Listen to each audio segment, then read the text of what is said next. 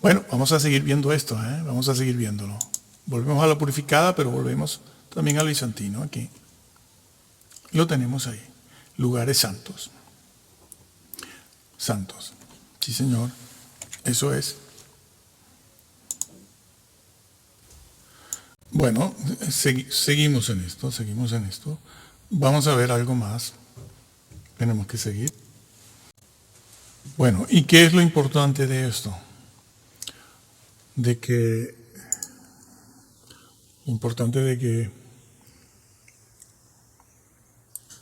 podamos distinguir bien lo que estaba diciéndose en el versículo 12.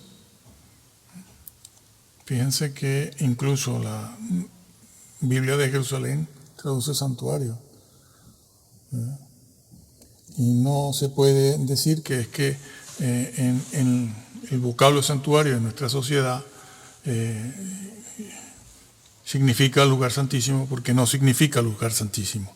No se puede recurrir a los vocablos de nuestra cultura que no tienen idea de lo que es el lugar santísimo para usarlo en lugar de agia-guión o agia, que es santísimo. Es un error grave. Y claro, si usted me cambia esto, yo no podré saber nunca qué fue lo que Jesús hizo cuando ascendió al cielo. Porque usted todo, o me pone tabernáculo, me combina la palabra tabernáculo con el vocablo santuario, todo permanentemente, y no veo yo rastros de cuando se usa el vocablo santo o santísimo, o lugar santo, lugar santísimo. Me lo ha quitado. Y por lo tanto yo no puedo ejercer una doctrina correcta porque no lo sé. Entonces esto se presta a que cualquiera diga cualquier cosa. Esto conviene mucho a estas denominaciones del siglo XIX, porque como ellos crearon una doctrina particular de ellos, solo de ellos, sobre el lugar santísimo, y paso a ver eso ahora. Entonces se valen de que aquí Casiodoro dijo santuario. Sí, pero las versiones modernas, aunque se basen en manuscritos alejandrinos adulterados, todas traducen, bueno, casi todas, traducen aquí lugar santísimo, llamándose Reina Valera, sí. ¿Pero por qué? Bueno, porque Reina Valera allí no puso lugar santísimo, pero es lo que va. Y por eso hoy en día todas las Biblias lo hacen. La Reina Valera de 1960 lo hace. No, perdón. Sí, lo hace. Lugar santísimo. Entonces, pero la original de Casiodoro no. Puso santuario. Como estamos viendo aquí. A ver, sí, becerro, santuario, aquí está. Santuario. Entonces, ¿esto qué hace? Que esto perjudica mucho y falsifica la doctrina. Porque vamos a seguir viendo esto, porque esta denominación, cuando quiere estudiar el asunto de una vez, dos temas en uno, cuando quiere justificar que Jesús sí es Miguel, y cuando quiere justificar la pifia, la llamada al fiasco del señor Miller, y quiere hacer eso, entonces lee los primeros 3 versículos, estos que están aquí, de Hebreos 1. Esto es Hebreos 1, ¿no? Y pasamos a leerlo en un momento, ¿sí? Para ver cómo hacen ellos. El lugar santísimo, ¿no? El asunto del santuario, ¿no? Le ponen ese nombre, les conviene. Bueno, al llegar aquí a este versículo 3, hacen un cambio. ¿Cómo empiezan? Según he podido verlo yo, ¿no? Y leemos. Pasamos a leerlo. Y dice, versículo 3, el cual, Jesús, siendo el resplandor de su gloria y la misma imagen de su sustancia. Ya tenemos no hace tanto, ¿no? Se subió un vídeo sobre este vocablo sustancia, ¿no? Lo han visto, sí. Y sustentando todas las cosas con la palabra de su potencia, habiendo hecho la purgación o purificación de nuestros pecados por sí mismo, se sentó a la diestra de la majestad en las alturas. Estas personas, estos maestros adventistas que hemos visto, al llegar aquí, se aprovechan de esta frase, malversándola, para entonces irse en los capítulos 8 y 9 de Daniel, que nosotros no iremos porque no caemos en esa trampa, para decir que Él entró en el lugar santo. Dice, bueno, el Señor entró en el lugar santo. Ya me gustaría poner, se sentó a la diestra. Y entonces de aquí pasan al Antiguo Testamento. ¿Para qué? Para decir que el Señor entró en el lugar santísimo solo cuando ascendió para inaugurar el lugar santísimo, que es la mismísima presencia del Padre, la mismísima. Y esa situación estuvo representada en el tabernáculo terrenal, donde no podía entrar nadie en el lugar santísimo. Nadie, so pena de morir. Podía morir la persona. La sacaban con una cuerda. No es broma, la sacaban con una cuerda. Podía entrar, como todo el mundo sabe ya, de conocimiento popular. Solo el sumo sacerdote, al que le tocara ese año, podía entrar una vez al año para rociar allí la sangre, sobre el propiciatorio. Se rociaba por los pecados del pueblo. No, eso es otro tema, pero lo decimos de paso porque lo necesitamos aquí. Ese es el lugar íntimo a donde Jesús fue, porque la diestra del Padre está ahí en el lugar santísimo. Vamos a ver si tenemos tiempo de seguir hurgando esto, pero la diestra del Padre, ¿dónde está? Es la misma presencia de Dios.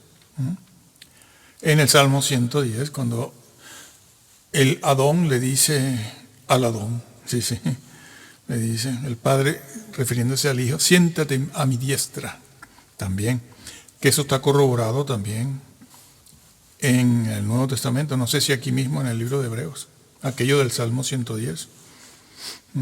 El Adón dice al Adonai,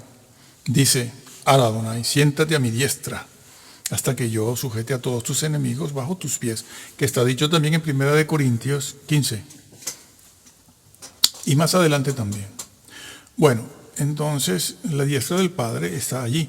Es que esto se va a repetir, se va a decir esto nuevamente esto se va a decir aquí. Sí, se va a decir. Lo va a decir ahora. Lo va a decir ahora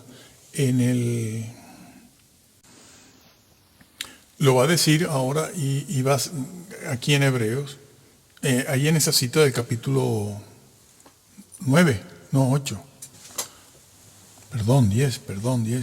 El capítulo 10, versículo 12, aquí está, es este, donde se repite esa misma idea, un poco más completa.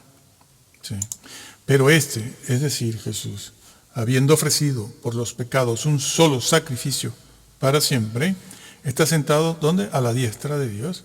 Lo vuelve a repetir, está, tiempo presente, está.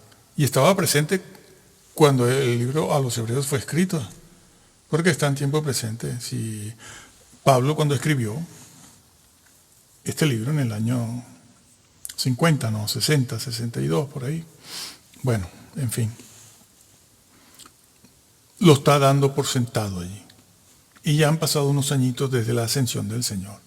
Pero no solo eso, es que el versículo 11 nos ayuda a entender esto. Así que todo sacerdote se presenta cada día ministrando y ofreciendo muchas veces los mismos sacrificios que nunca pueden quitar los pecados. Pero entró una sola vez para siempre y se sentó a la diestra, porque a la diestra es donde se intercede. No se intercede en el lugar santísimo, como acaba de decir el capítulo anterior, que lo vamos a ver en el versículo 12, que entró con su propia sangre en el Santísimo. En el Santísimo. ¿Por qué? Porque según el capítulo 7, es allí donde siempre está intercediendo.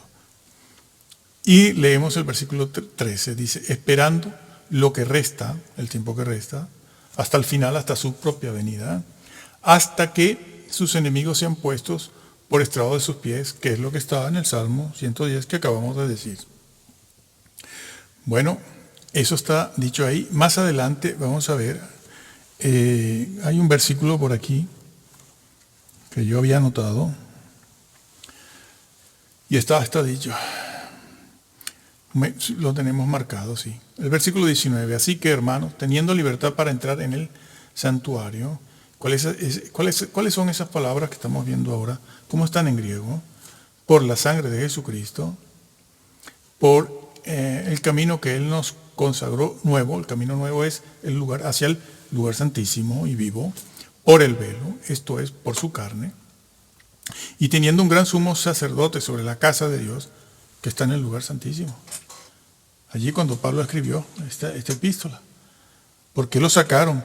Y entonces estas personas dicen, estos maestros de mucho calibre, mucho nivel, dicen que él sale del lugar, él fue a inaugurar el lugar santísimo, pero sale de allí y se queda en el lugar santo.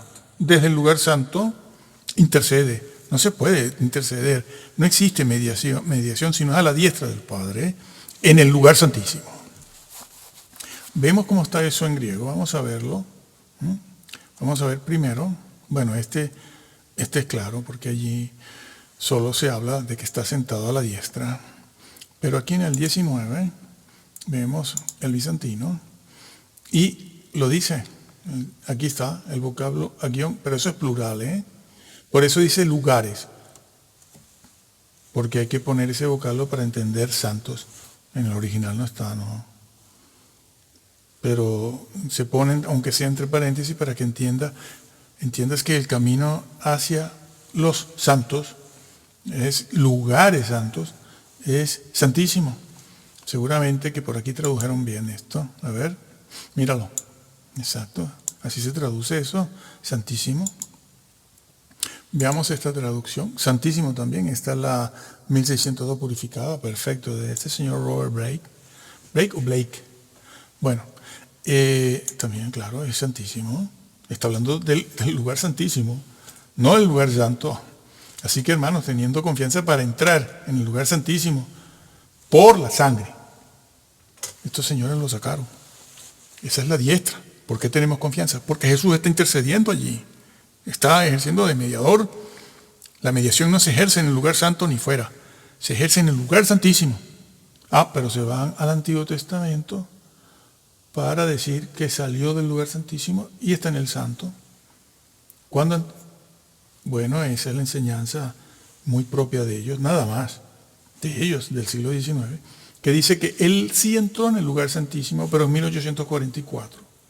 Con eso tratan de justificar el fiasco del señor Miller, dándole validez a la profecía de que él había venido. Sí vino, y entró en el lugar santísimo. ¿Quién lo vio? Nadie lo vio. Nadie sabe. Pero ¿y cómo lo saben? Porque un ángel vino y se lo reveló.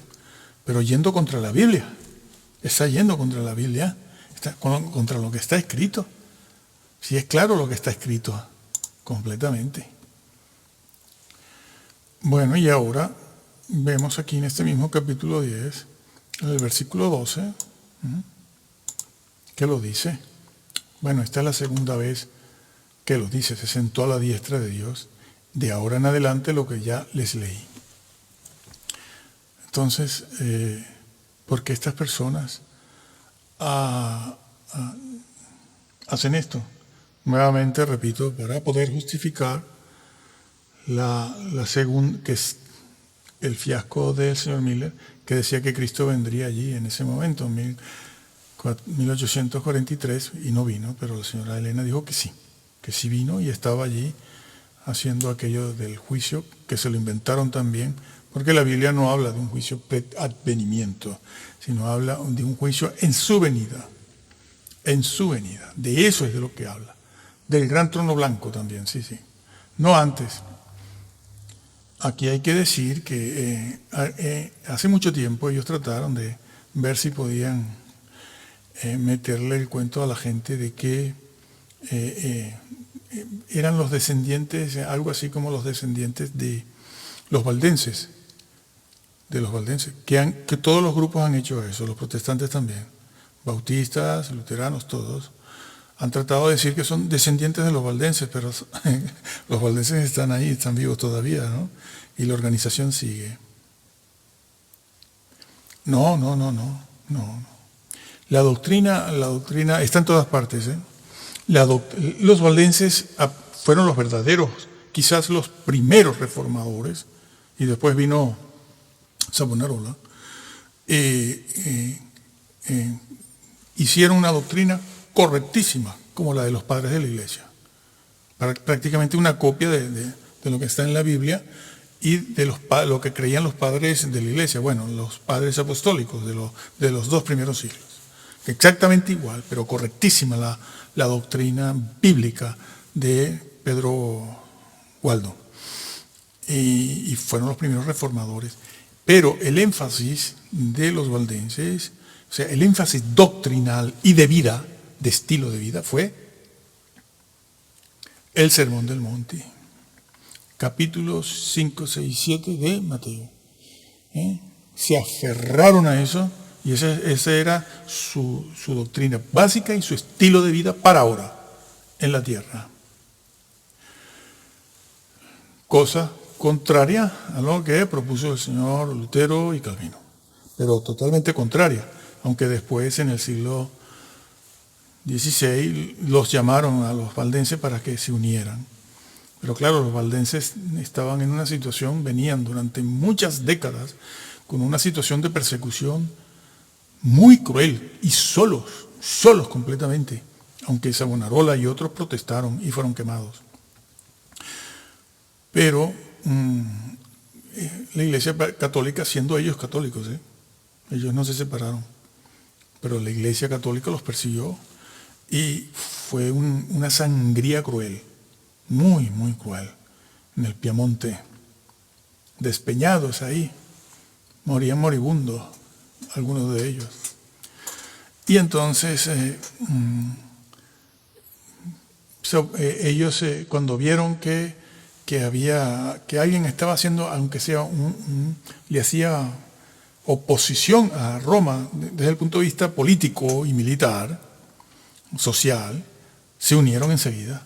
Sentían protección, pero no por asuntos doctrinales se unieron. O sea, se acogieron, no se unieron. Porque los valdenses siguen siendo los valdenses. Y sobre todo ahora que se ha sabido bien lo que fue el señor Lutero y Calvino, pues menos.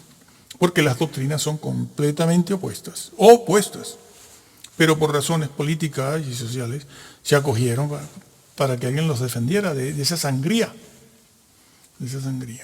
Así que nada de venir con cacarejo aquí, todo el mundo valiéndose de los valdenses para hacerse el bonito, como siempre y de costumbre, novelando la historia.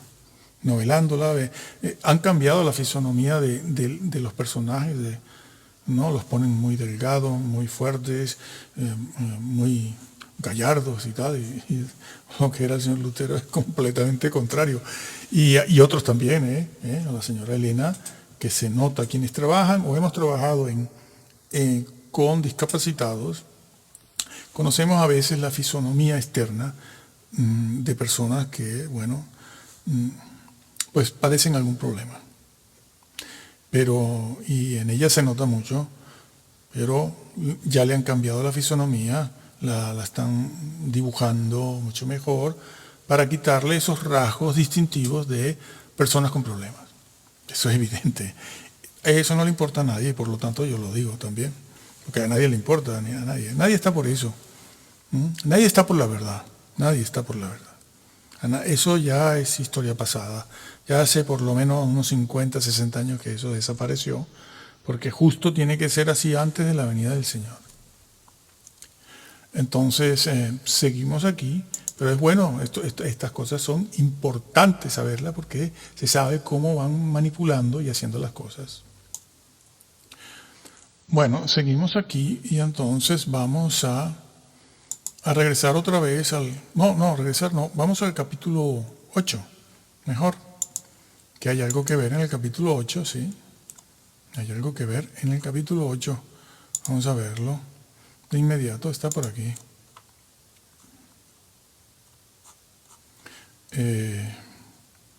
A ver si yo lo consigo. Bueno, entonces seguimos. Va al capítulo anterior, que hay algo, tenemos que ver algo.